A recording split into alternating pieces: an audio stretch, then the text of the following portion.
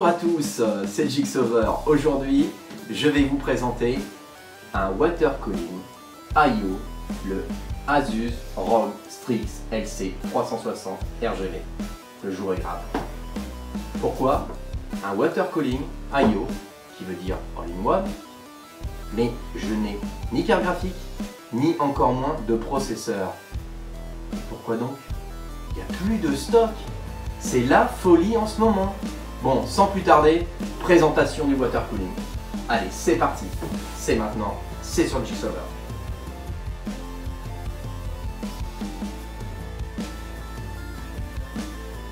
Donc nous sommes partis pour le petit unboxing de la ROG Strix LC360 RGB. Donc comme à son habitude, donc le packaging est très propre, hein. Asus ROG, la qualité est également dans les produits comme dans l'emballage. Donc on voit que ce water cooling all-in-one, donc intégré, donc tout est intégré, est compatible avec les sockets Intel et également ceux de AMD. Celui qui m'intéresse à l'heure actuelle, c'est le AMD modèle AM4. Le TR4 est préinstallé directement dessus. Donc on se retrouve avec donc un petit sachet sur lequel vous avez donc toute la partie câble, visserie, donc plaque de fixation, donc tout ce qui va bien. Donc c'est bien emballé, c'est propre, c'est nickel. Pour répertorier les pièces, c'est toujours plus pratique. Nous constatons également bien évidemment donc les radiateurs qui sont de type ARGB, donc adressables, donc qui font 120 par 120 en épaisseur de 20 mm. Donc ces ventilateurs donc sont compatibles ARGB avec BoraSync. Une petite notice que personne ne lit bien évidemment, et de toute manière vous suivez ma vidéo, donc vous allez voir comment on monte le système. Ensuite nous avons donc un radiateur donc qui est en aluminium, donc il est bien soigné, il fait 121 par 394 par 27 comme vous pouvez le lire. Donc au niveau de ce ventilateur, donc comme je le disais, il est en aluminium. Certains le proposent en cuivre pour une meilleure dissipation donc, au niveau de l'échange air et eau. Nous avons également bien évidemment au bout de ce radiateur l'extrémité, donc nous avons un système donc de pompe qui mesure 80 par 80 par 45. La plaque de contact est en cuivre. La pâte thermique est préinstallée directement donc sur la pompe de façon à optimiser l'échange de chaleur entre le processeur et cette dite pompe où nous avons un contact donc, qui se fait avec du cuivre. Une fois de plus pour une meilleure dissipation de la chaleur. Ensuite, donc, ouvrons ce petit sachet. Donc, vous avez sur celui-ci les différents câbles qui contiennent donc, la partie alimentation, que ce soit au niveau donc, des ventilateurs et également de la partie éclairage ARGB.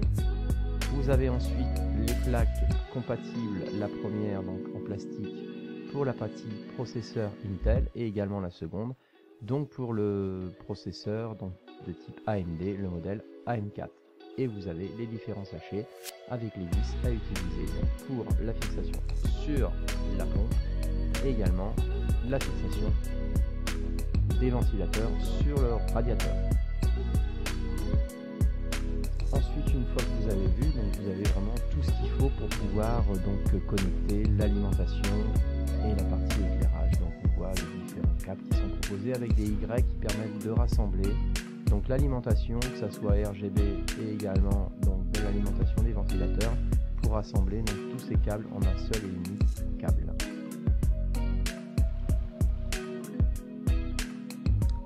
Une fois que ceci est fait, donc vous retrouvez donc vos trois ventilateurs donc en 120, donc ce qui nous fait un total de 360 mm.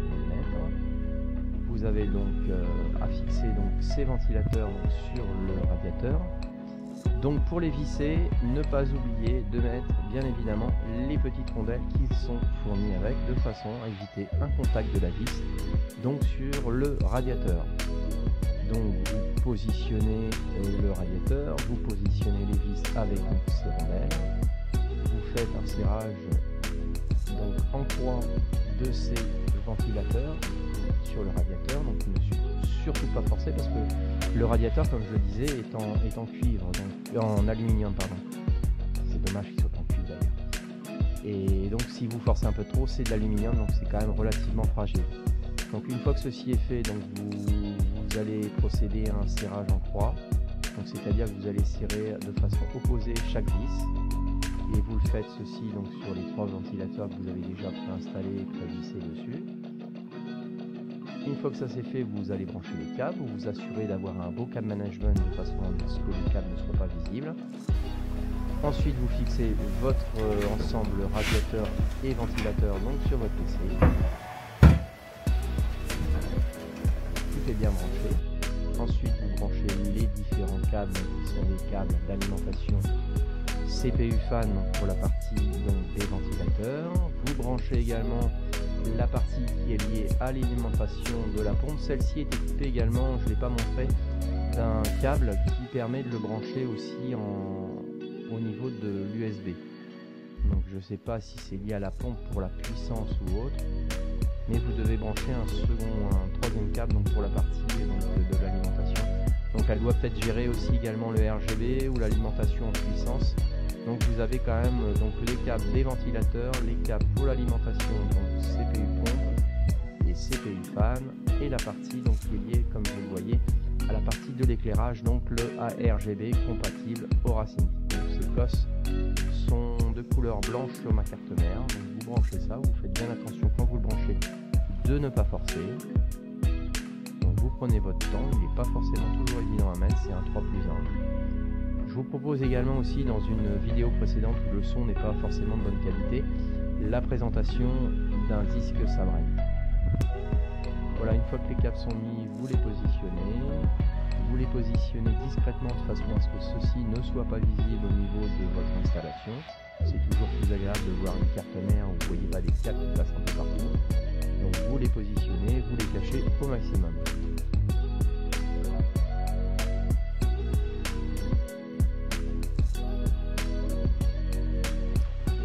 Ensuite que vous avez mis vos câbles, vous allez débrancher donc les pattes de fixation qui sont montées d'origine sur votre carte mère. Alors pensez à bien garder ces pattes, les vis. Donc ça, j'ai procédé à un démontage avec un tournevis cruciforme de type PH2, donc un tournevis de type Philips numéro 2. Une fois que ceci est fait, donc ça c'est pour le montage d'un processeur de type AMD, le modèle socket AM4. Donc vous branchez vos entretoises, une fois que vous avez dévissé, vous mettez les nouvelles, vous dévissez donc la seconde patte donc, qui est intégrée directement sur votre carte mère, toujours avec le même tournevis, donc un PH2. Vous gardez bien évidemment, comme pour la première, les vis et les pattes de fixation au cas où votre carte mère ne fonctionnerait pas. Pour la renvoyer, c'est bien de la remettre en entier et d'avoir toujours ces 10 pièces. Donc vous mettez votre entretoise, votre troisième et également votre quatrième entretoise. Vous serrez ça bien comme il faut, sans trop forcer bien évidemment. Vous vérifiez la compatibilité de la plaque que vous allez mettre dessus. Une fois que ceci est vérifié, vous la récupérez. Vous débranchez celle qui était installée d'origine sur la pompe. Vous remettez la nouvelle, donc le modèle AM4. Vous vérifiez le bon passage des câbles et c'est fini. Après, vous fixez bien évidemment votre radiateur avec vos ventilateurs sur votre base. Vous remettez pour mon cas la plaque de filtration et c'est terminé. Le tour est joué. Je vous remercie d'avoir regardé cette vidéo. Si le contenu vous a plu, n'hésitez pas à lâcher un petit pouce bleu, de vous abonner et de laisser des commentaires pour pouvoir améliorer mes vidéos. Ceci